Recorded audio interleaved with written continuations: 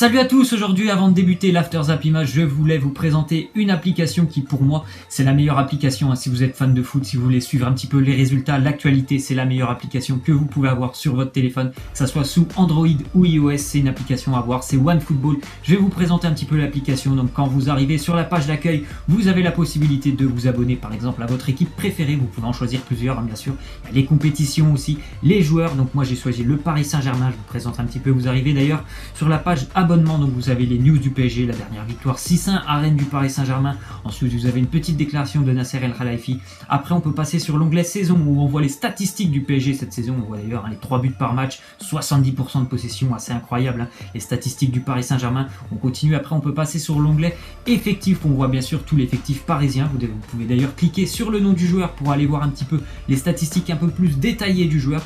Moi j'ai pris un petit exemple, c'est pas un joueur du PSG mais N'Golo Kanté, je suis allé voir un petit peu les statistiques, c'est un de mes joueurs favoris et vous voyez c'est assez détaillé, vous avez vu toutes les statistiques qu'il y a par rapport à N'Golo Kanté, assez les statistiques bien sûr défensives, mais c'est super intéressant si vous avez envie de connaître un petit peu plus le profil du joueur, c'est quand même assez intéressant. Ensuite on peut passer sur l'onglet News qui est quand même le premier onglet on va dire de OneFootball. Vous voyez voilà tous vos abonnements, vous avez toutes les nouvelles qui concernent vos abonnements, donc là on voit le Paris Saint-Germain. Après on continue, on peut aller sur l'onglet match où on voit par exemple les matchs amicaux qui auront lieu aujourd'hui. C'est les matchs que j'ai choisis, le Borussia Dortmund c'est une équipe que j'ai suivi, donc je vois le match du Borussia Dortmund. Bien sûr vous pouvez aussi choisir tous les matchs et là vous allez vraiment voir tous les matchs qui auront lieu dans la journée. Donc je trouve vraiment que c'est une application qui est super bien faite, qui est très bien détaillée et qui est très bien faite parce qu'elle est bien sectorisée. Vous avez le choix par exemple de votre club préféré, vous pouvez aller voir d'autres infos qui concernent le foot, donc c'est vraiment une application à avoir, OneFootball. Vous avez tous les liens dans la description. Voilà, on peut passer à l'épisode numéro 112 de l'After Zap Image. On va débuter donc avec la Coupe de la Ligue, les qualifiés. Le Stade Rennais a battu Toulouse 4-2. Les Rennais sont donc qualifiés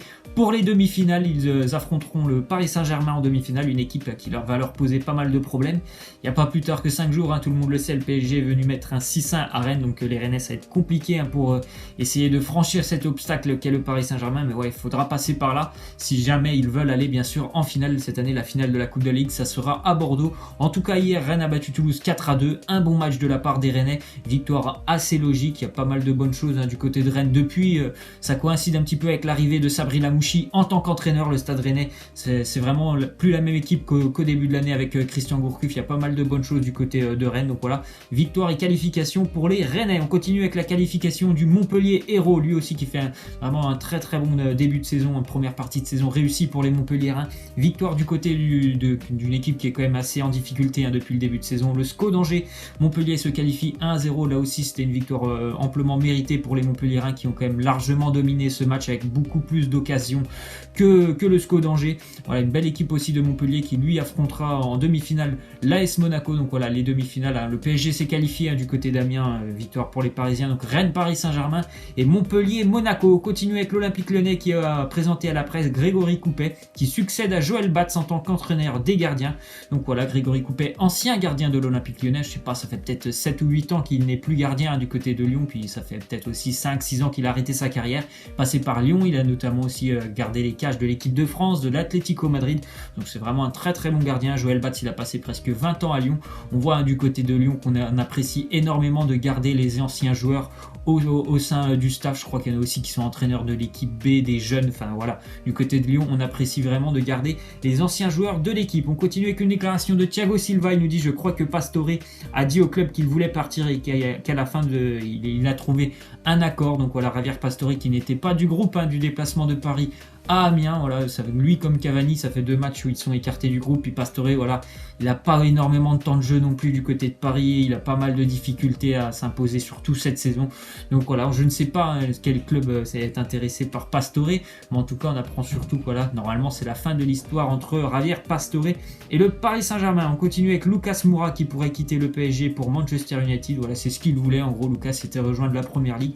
Donc voilà, il y a eu début de négociations entre Paris et Côté Manchester United, pour le moment, le transfert se compte près de 20 ou 25 millions d'euros, ce qui est plutôt pas mal, on va dire, pour le Paris Saint-Germain, parce qu'ils doivent absolument récolter des fonds pour rentrer un petit peu dans les clous du fair play financier. Donc 20 ou 25 millions, ça peut être pas mal pour Lucas, et en plus, lui, il va être heureux parce qu'il voulait absolument rejoindre la première ligue. On continue avec une petite statistique par rapport à Paul Bass. Je vous l'ai dit, il a signé du côté de Bordeaux, et sur la saison 2015-2016 où il évoluait, il me semble, du côté de Nice, c'est le joueur qui a remporté le plus de duels aériens sur toute la Ligue 1, donc 125 duels aériens. Donc voilà, c'est vraiment quelqu'un d'intéressant, je l'ai dit, défensivement pour Bordeaux. Ça peut, j'espère, stabiliser la défense girondine qui a quand même beaucoup de difficultés depuis maintenant presque 3 mois. C'est vraiment assez désastreux ce qui se passe du côté de Bordeaux. Ensuite, on voit une déclaration d'Arsène Wenger. Il nous parle de Francis Coquelin. Il nous dit qu'il va à Valence. Il n'a pas disputé assez de matchs avec nous cette saison. Il a cette opportunité. Je le laisse partir. Donc c'est vrai que Francis Coquelin, il a eu que très peu de temps de jeu cette saison avec Arsenal. Je crois un petit peu en Cup, un petit peu aussi en Europa League, mais très compliqué pour lui aussi de s'imposer au sein du milieu de terrain, surtout en championnat. C'est un joueur qui a des qualités. Maintenant, je pense qu'il pourra certainement plus s'exprimer du côté de Valence.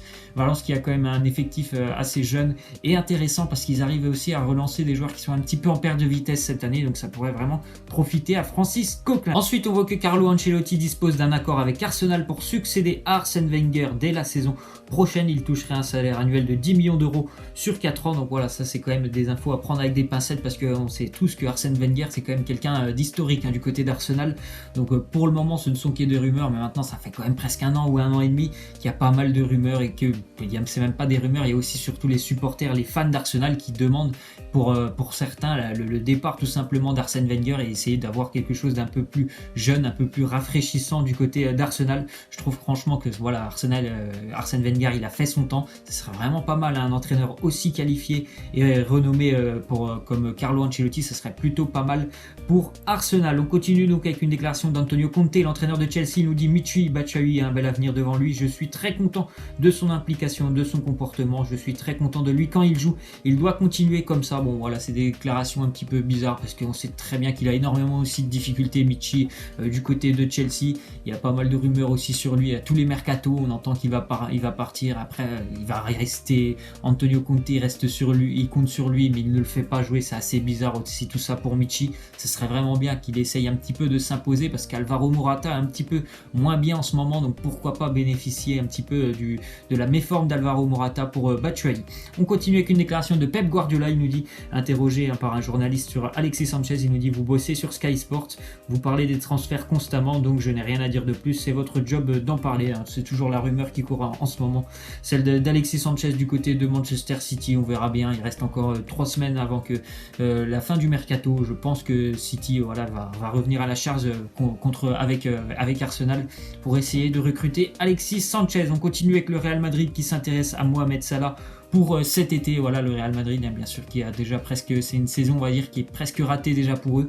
Ils vont certainement se concentrer sur le choc face au Paris Saint-Germain et essayer d'aller au bout en Ligue des Champions, parce que la Liga, à mon avis, c'est quand même foutu pour eux cette année.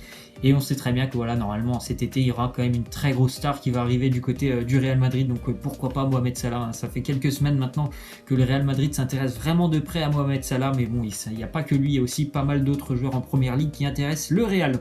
On continue donc encore une fois avec le Real Madrid qui pourrait décider de reporter l'arrivée de Kepa Arrizabalaga, le gardien de l'Athletic Bilbao, à l'été prochain suite à sa blessure au pied. Donc voilà, c'était surtout pour essayer, c'était une doublure pour Keylor Navas.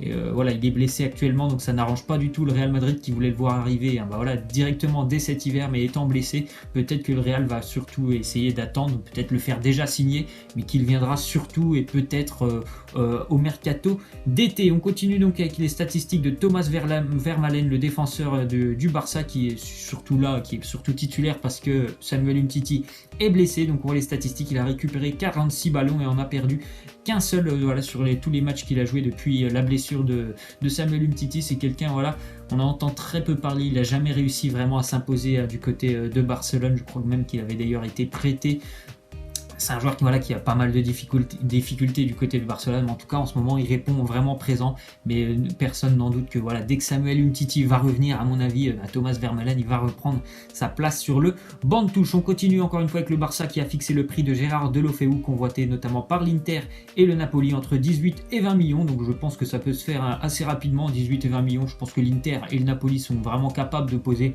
18 ou 20 millions sur la table pour recruter un joueur qui a quand même du potentiel, qui est quand même une sacrée fusée sur son côté, Gérard Deulofeu. Et puis du côté de Barcelone, ça va être très très compliqué maintenant pour lui. Déjà que c'était compliqué, mais alors maintenant avec l'arrivée aussi de Coutinho, ça va être encore bien plus compliqué pour lui de s'imposer. Ensuite, on voit que l'Inter s'intéresse à l'avant-centre de Liverpool, Daniel Sturridge, lui aussi vraiment en manque de temps de jeu du côté de Liverpool, parce qu'encore une fois, comme Deulofeu, il y a tellement de monde à Liverpool et tellement de monde qui sont vraiment intéressants. Tous les attaquants de Liverpool sont très très bons. Donc pour Sturridge, ça devient assez compliqué, donc pourquoi pas se relancer du côté de l'Inter. Et on continue encore une fois avec l'Inter qui s'intéresse à André Schürrle, l'ailier, on va dire, du Borussia Dortmund, ailier gauche plutôt, André Schürrle, qui depuis qu'il est revenu, ça fait maintenant un an et demi, il est revenu du côté de Dortmund, il n'a jamais vraiment convaincu du côté de Dortmund. Pourtant il sortait d'une très belle saison avec Wolfsburg il y a un an et demi, il a eu de très très bonnes statistiques, mais il est vraiment du mal à s'imposer du côté de Dortmund. En plus de ça, cette année il a été pas mal blessé, il fait seulement des bouts de match, pourtant c'est un joueur quand même qui a d'énormes qualités, donc pourquoi pas lui aussi essayer de se relancer en Italie. Ensuite on voit que l'Atlético Madrid souhaite offrir une revalorisation salariale à Antoine Griezmann pour le convaincre de rester cet été. Est-ce que ça sera suffisant? J'ai franchement des doutes, parce que je trouve que Antoine Griezmann il a fait le tour de la question à Madrid. Je trouve qu'il devrait aller voir un petit peu ailleurs et essayer de continuer à progresser, surtout dans un autre style de jeu que celui de l'Atlético Madrid. Ensuite on voit qu'Arda Turan, le joueur du Barça, va signer normalement en Turquie du côté de l'Istanbul, le Başakşehir, donc un retour au pays pour Arda Turan. Ça ne peut que lui faire du bien, étant donné qu'il manque clairement de temps de jeu du côté du Barça. Donc ça peut vraiment être intéressant pour lui. En plus, l'Istanbul Başakşehir qui joue quand même les premiers rôles en Super League en ce moment. On va terminer avec la question de fin. Vous voyez ces trois joueurs, Harry Kane, Mohamed Salah et Eden Hazard. Donc c'est surtout pour les fans du Real Madrid la question. Quel joueur vous avez envie de voir venir au Real? Normalement, ça sera plutôt cet été, mais quel joueur vous intéresse le plus? Pour moi qui ne suis pas fan du Real Madrid, mais si je dois en citer un, je préférerais que le Real recrute plutôt Harry Kane. Je pense que ça leur ferait énormément de bien. Après vous pouvez me laisser en commentaire, vous, quel joueur vous préféreriez voir arriver du côté de Madrid. Voilà, c'est la fin de cet After Zap Image. J'espère que ça vous aura plu. N'hésitez pas à lâcher des likes, à vous abonner. Moi je vous laisse et je vous dis à la prochaine. Ciao.